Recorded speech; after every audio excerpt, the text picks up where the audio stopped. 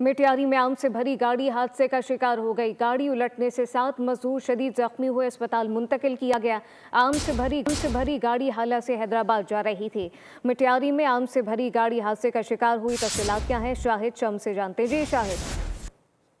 जी बिल्कुल, ये अफसोसनाक वाकया पेश आया है। मटियारी के करीब जो है नेशनल हाईवे आम से भरी जो है मजदा गाड़ी है, अचानक जो है वो पलटी हो गई, जिसके बायस जो है 7 मजदूर जो है वो शदीद जख्मी हैं, जिनको फौरी तौर पर मटियारी अस्पताल पहुंचाया गया है, जबकि जख्मियों की हालत इंतहाई तशवीशनाक बताई जा रही थी। जबकि आम से भरी जो गाड़ी है मजदा वो हाला से हैदराबाद जा रही थी।